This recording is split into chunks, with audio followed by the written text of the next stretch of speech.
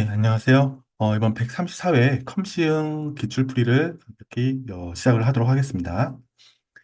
예, 모든 문제를 전부 다 다루지는 않을 예정이고요.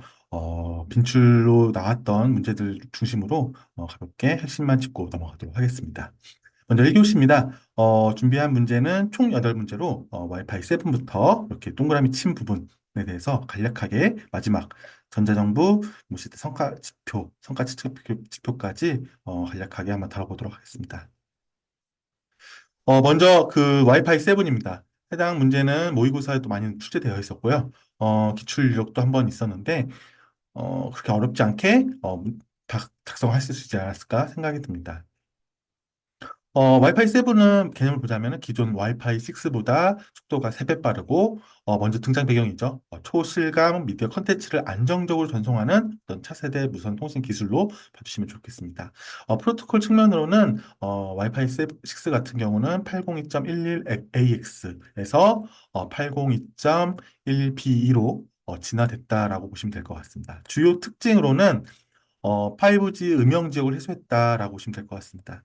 어, 이 이유는 이제 그 식스기가 있던 비면로 주파수 대역까지도 같이 확대가 됐기 때문에 이 부분도 같이 가볍게 언급을 해주시면 좋을 것 같고요. 주요 성능 목표가 반드시 나와야 될 것 같습니다. 속도, 적어도 이제 속도, 대역폭, 그다음에 지원 주파수까지는 언급을 해주시고 주요 핵심 기술로는 사실상 와이파이 기술로 이제 뭐 AP라든지 그다음에 혼합 빔포밍, 괌 기술 이런 것들이 있는데요.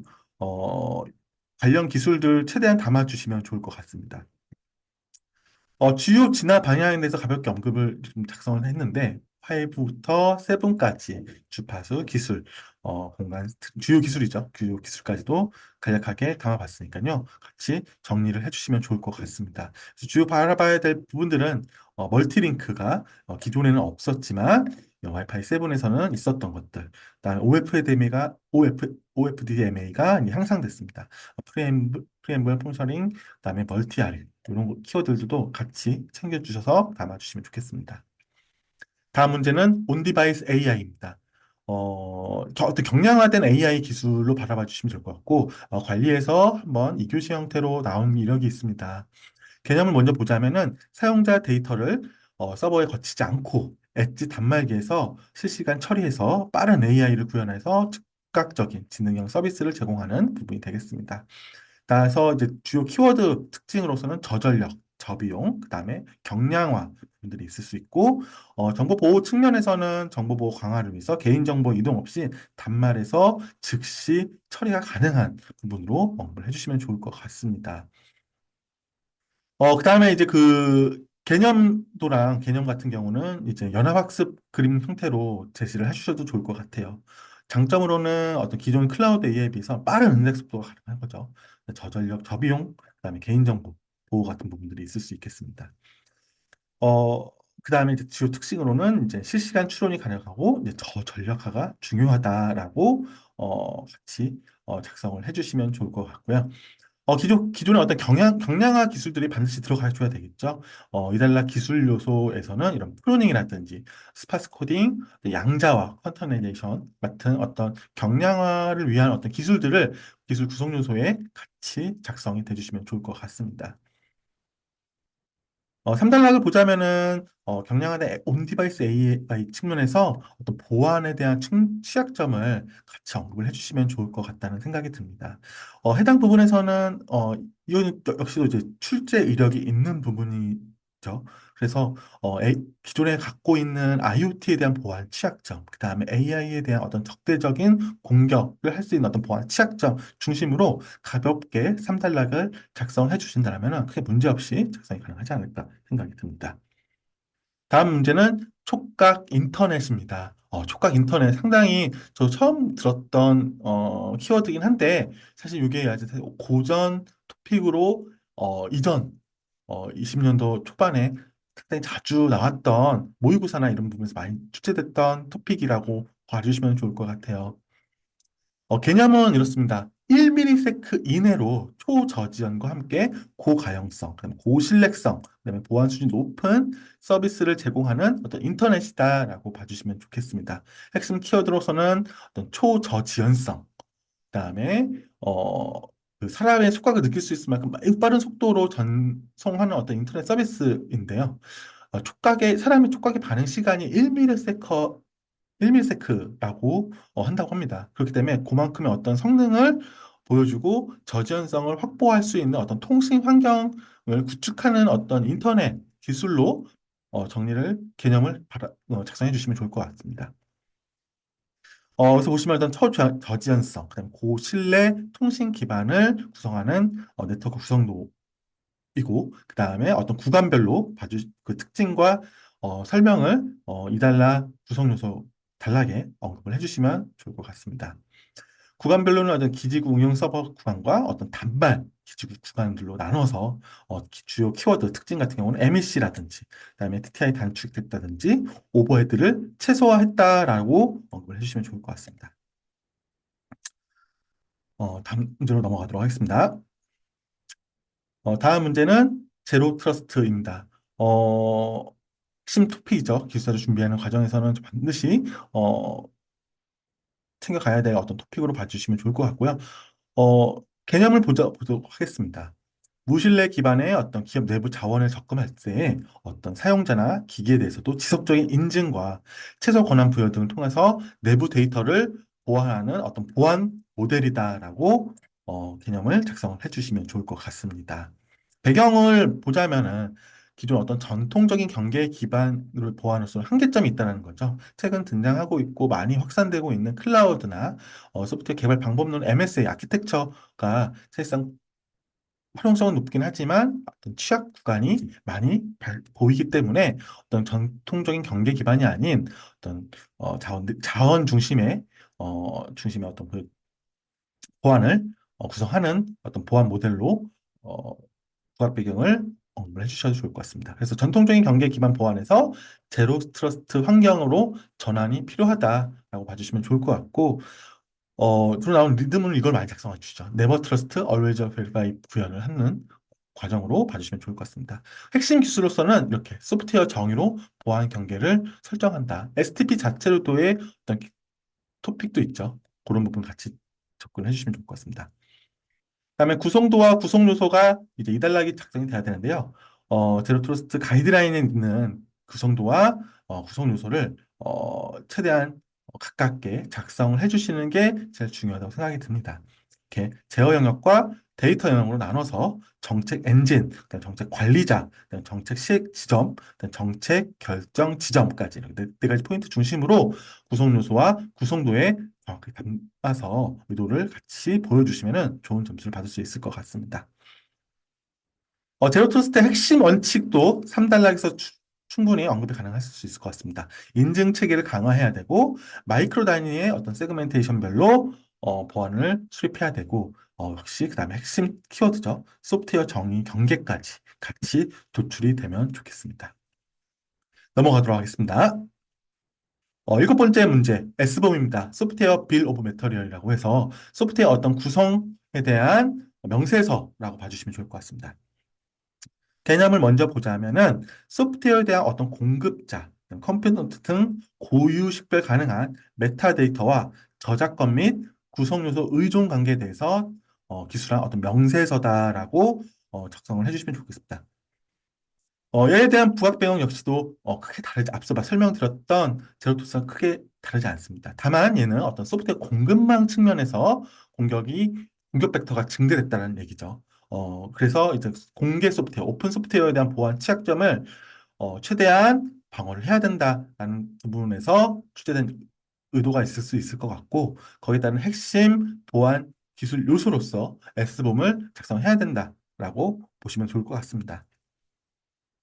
소프트웨어 공급망 오픈 소스 관련 시스템 구축할 때 다양한 오픈 소스 소프트웨어를 많이 사용하게 되는데 거기에 따른 취약점이 발견될 시에 사실상 이 해당 시스템이 전부 다 무너질 수 있는 어떤 부분이 있을 수 있기 때문에 공개 소프트웨어에 대한 S봄을 구성을 해서 명확하게 사용되어 있는 공개 소프트웨어를 추적, 그다음에 관리를 하는 부분이 되겠습니다.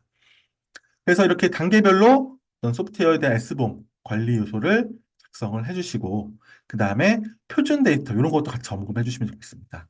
소프트웨어 빌 오브 메터리얼, S봄에 대한 명세서를 작성할 수 있는 어떤 표준 데이터라고 보시면 될 것 같고, 크게 SPDX, SWID, 그다음에 사이클론 DX, 이렇게 표준 명세서에 대한 표준화 세 가지를 같이 언급을 해주신다라면은 좋은 점수를 받을 수 있을 것 같습니다. 다음 문제는 플랫폼 엔지니어링이 되겠습니다. 저는 처음 이 문제를 보였을 때, 이게 프롬프트 엔지니어링이라고 잘못 본 적이 있었는데, 사실 이런 유사 키워드를 혼동할 수 있는 부분이 상당히 많습니다. 왜냐하면 전날에 봤던 내가 키워드 내용과 토픽이 유사하게 이제 문제지에 나왔을 때 그걸 혼동해서 보는 경우가 있는데요. 이런 부분들 사실상 조심해서 문제를 바라보고 답안을 작성을 하셔야 될 것 같습니다. 플랫폼 엔지니어링은 가트너 2024년 전략 기술 트렌드에서 한 가지로 나왔던 키워드라고 보시면 될 것 같습니다. 애플리케이션의 전체 수명 주기에 대한 어떤 필요한 운영 요구사항을 포괄하는 내부 개발자 플랫폼을 제공하는 어떤 전략적 기술 트렌드 키워드라고 보시면 좋을 것 같은데요. 세부적인 어떤 개념도를 바라보자면 내부 어떤 플랫폼 팀에서 이제 재사용 가능한 모든 것들을 자동화 처리가 될 수도 있고 어떤 컴포넌트 소프트웨어 패키지 이런 것들을 전부 다 제공하는 어떤 플랫폼을 구성하는 엔지니어링 분야라고 봐주시면 좋을 것 같습니다. 그래서 이제 개념은 클라우드 네이티브 시대에서 어떤 소프트웨어 엔지니어링 조직이 셀프 서비스 기능, 자급자족하겠다는 거죠. 셀프 서비스 기능을 사용할 수 있도록 다양한 툴체인과 워크플로우를 설계하고 구축하는 어떤 분야다, 엔지니어링 분야다라고 봐주시면 좋을 것 같습니다. 한마디로 말하자면 플랫폼 엔지니어링은 우리가 좀 데브옵스를 더 잘할 수 있도록 지원하고 있고, 그다음에 기존 어떤 개발자의 경험과 생산성을 향상시킬 수 있는 분야다라고 봐주시면 좋겠습니다. 효과로서는 어떤 자동화된 인프라 운영이 가능하고, 제공 개발자 경험 최적화, 그다음에 생산성 역시 확장할 수 있고, 비즈니스 가치를 제공할 수 있다라고 답안에서 명시를 해주시면 좋겠습니다. 그래서 어떤 다양한 어떤 인프라 관련된 자동화된 기술과 툴에 대한 도구 같은 것들이 개념도와 구성 요소에 적당히 적혀 있다라면은 크게 문제 없이 좋은 점수를 받지 않을까라는 생각이 듭니다. 넘어가도록 하겠습니다. 다음은 애자일 소프트웨어 개발에 대한 어떤 장점 및 단점에 대해서 물어본 문제입니다. 해당 문제는 131회 관리 교실에서도 나왔습니다. 물론 정확하게 똑같이 나오진 않았지만 폭포수 개발 방법론과 애자일 개발 방법의 특징 및 장단점 비교를 물어본 문제가 131회에 출제된 이력이 있습니다. 특성 유사한 문제죠. 이걸 바라봤을 때 사실상 최근 기출풀이 역시 조심히 유심히 바라봐야 되고 서브넷 전부 다 정리가 돼서 이런 유사한 문제가 나왔을 때 어, 빠르게 준비된 답안으로 작성이 된다라는 게 이번 이 문제의 어떤 핵심이 되지 않을까라는 생각이 듭니다. 그래서 기존의 어떤 최근 기출된 어떤 해설지라든지 기출풀이 관련된 내역들도 같이 반드시 점검을 해야 될 필요가 있다라고 말씀드리고 싶습니다. 에자일 자체는 모든 분들이 다 잘 알고 계시죠? 빠른 속도와 어떤 유연함을 제공하는 소프트웨어 개발 방법론이다라고 봐주시면 좋을 것 같아요. 그래서 개념을 보자면 프로세스나 도구보다는 의사소통을 강조하고 변화에 쉽게 대응하는 개발 방법론이다라고 봐주시면 좋을 것 같습니다. 그래서 우리가 잘 알고 있는 애자일 개발 방법론에 대한 어떤 스크럼 프로세스와 거기에 따른 관련 구성 요소를 작성했는데 물어본 거는 장점 및 단점에 대한 부분입니다. 이 부분은 사실상 가볍게 언급이 되셔야 될 것 같고 여기 아래에 작성된 어떤 장점과 단점이 이달락의 주요 어, 내용으로 담겨져야 될 것 같습니다. 그럼 먼저 제 장점 보자면은 애자일 방법론은 어떤 빠른 시장 진입이 가능하다는 거죠. 빠른 개발과 배포를 통해서 시장에 적시 제품을 출시할 수가 있고 고객 만족도를 향상시킬 수가 있습니다. 요구사항 중심으로 개발을 하다 보니 고객 피드백을 바로바로 적시에 수용해서 개선할 수 있는 어떤 부분이 될 수 있겠습니다. 그리고 스프린트 단위로 개발을 하다 보니까 위험을 최소화할 수 있고 문제를 조기에 발견할 수 있습니다. 그 다음에 신속한 협업을 중요시하기 때문에 신속한 의사결정도 가능하다고 보시면 될 것 같습니다. 이에 반면에 단점도 있습니다. 문화 적응력이 요구된다는 거죠. 기존 조직 문화 변경을 위해서 어떤 적응력이 필요합니다. 두 번째로는 팀원 역량 관리 및 고객과의 협업이 필요하다고 보시면 될 것 같습니다. 팀의 역량 관리를 위해서는 어떤 적절한 업무 부담과 조정이 있을 수 있고요. 그 다음에 고객과 협업을 위한 어떤 협업 스케줄링 관리가 별도로 추가 작업이 있을 수 있겠습니다. 마지막으로는 어떤 프로젝트에 대한 복잡성 및 규모를 고려해야 하는 어떤 부분이 있을 수 있겠습니다. 어떤 대규모 프로젝트 같은 경우는 적용하기가 상당히 어려울 수 있는데요. 이런 부분들도 어떤 하나의 단점으로서 추가 관리와 작업이 요구되는 어떤 단점으로 봐주시면 좋을 것 같습니다. 일단 개발 방법 또는 소프트웨어 공학에서 상당히 어떤 초반에 나올 수 있는 어떤 토픽인데요. 해당 토픽들도 간간히 출제되고 있습니다. 그렇기 때문에 잘 준비해 주시면 좋을 것 같습니다. 넘어가도록 하겠습니다. 다음 마지막 문제입니다. 가이드라인이라고 보시면 좋을 것 같고요. 전자정부 정보 시스템에 대한 어떤 성과 측정 지표에 대한 측정 지표를 물어본 문제입니다. 정보 시스템 운영 성과 관리 매뉴얼에서 나와 있는 문제인데요.